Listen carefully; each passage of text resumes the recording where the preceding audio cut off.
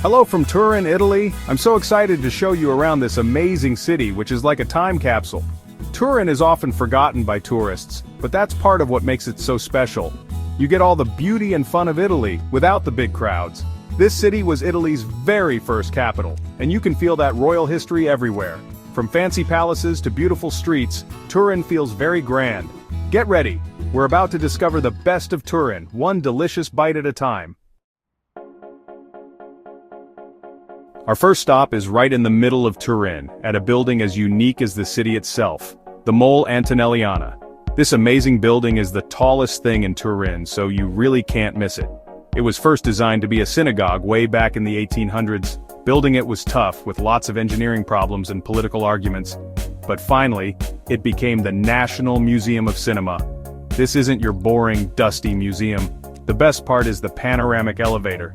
This glass elevator takes you right up the middle of the building, giving you amazing views of Turin as you go up. Believe me, it's something you won't forget. Now, let's travel back in time at Turin's Egyptian Museum, or Museo Egizio. This place is packed with ancient Egyptian stuff, and it's one of the biggest and most important collections outside of Egypt. You'll see mummies, sarcophagi, statues of pharaohs, and hieroglyphics. I love how this museum shows its artifacts. They have interactive displays, videos, and even copies of tombs, so you can really feel like you're in ancient Egypt. Keep an eye out for the Turin Papyrus map.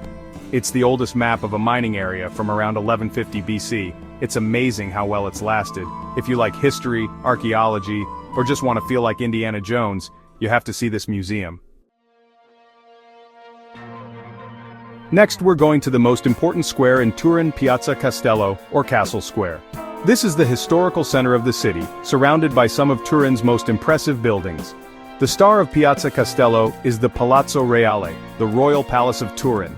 This huge palace was once home to the powerful House of Savoy, who ruled here for a long time. Inside you'll find tons of art, furniture, and royal treasures. We're talking fancy rooms, sparkly chandeliers, and lots of velvet. Don't miss the Royal Armory, where you can see weapons from hundreds of years ago, from suits of armor to old guns. After you've seen the palace, take a walk through the palace gardens. They're a peaceful place in the middle of the city. Now, for something different, we're going outside the city center to a place with amazing views, the Basilica di Superga. This beautiful basilica sits on a hill overlooking Turin, and the trip up is half the fun. You can take a tram to the top, which goes through cute neighborhoods and gives you peeks of the city below. At the top, you'll see the Basilica di Superga.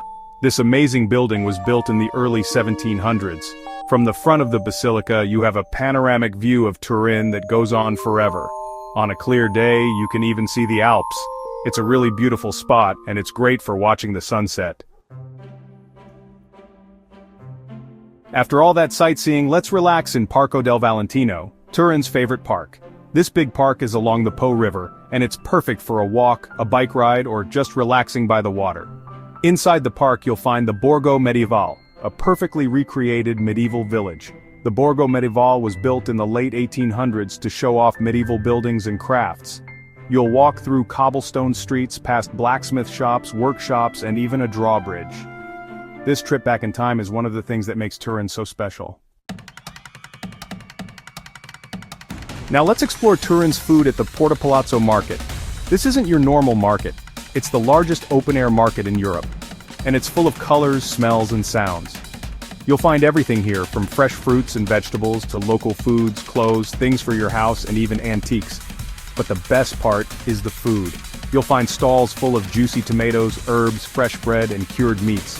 Try some local foods like agnolotti, a type of ravioli, or bagna cauda, a warm dip. The Porta Palazzo Market is a great place to experience the real Turin. Even if you don't love soccer, you can't miss the excitement of a Juventus game. This Turin team is one of the best in Italian soccer history, and their stadium, the Juventus Stadium, is amazing. Even if there's no game, you can tour the stadium. You'll see the locker rooms, walk through the players' tunnel, and even sit in the dugout. Next to the stadium is the J Museum, all about Juventus's history. You'll see trophies, jerseys worn by famous players, and learn about the club's past. They even have games where you can test your soccer skills. A visit to the Juventus Stadium and Museum is fun for everyone. One of my favorite things about Italy is the cafe culture. Italians love their coffee, and Turin is no different.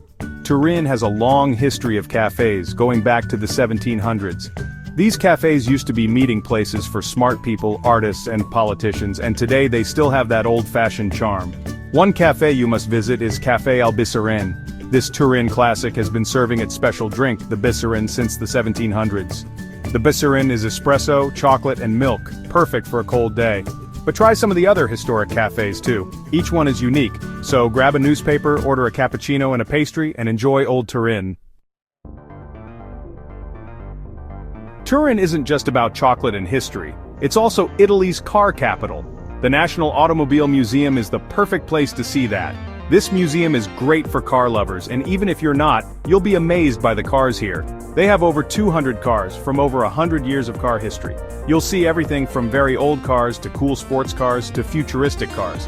Some highlights include a really old Fiat, a beautiful Kiss Italia, and a Ferrari driven by a famous racer. The museum isn't just about looking at cars, they also have interactive things where you can learn about how cars work. We can't talk about Turin without talking about chocolate. This city loves chocolate. Turin is where Gianduja was invented, a mix of chocolate and hazelnuts. The story is that Gianduja was created when there wasn't much cocoa. Turin's chocolate makers added ground hazelnuts to their chocolate, and that's how Gianduja was born. The mix of dark chocolate and hazelnuts is amazing.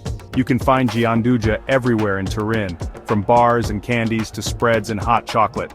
Visit some of the traditional chocolate shops like Guido Gobino or Strada. You'll find amazing chocolates, and you can even watch them being made. Try a Bicerin con Gianduja. This version of the Bicerin uses melted Gianduja instead of regular chocolate. It's so good. Turin is a city that surprises you. It's not showy, but it's charming and full of history. From its grand palaces and museums to its markets and cafes, Turin is a mix of Italian elegance and simple charm. And of course, you have to try the chocolate. So, there you go. I hope this tour makes you want to visit Turin. Turin mixes history, culture, and food, offering travelers a great experience. If you like this tour of Turin, please like, subscribe, and hit the notification bell for more travel videos. Until next time, happy travels!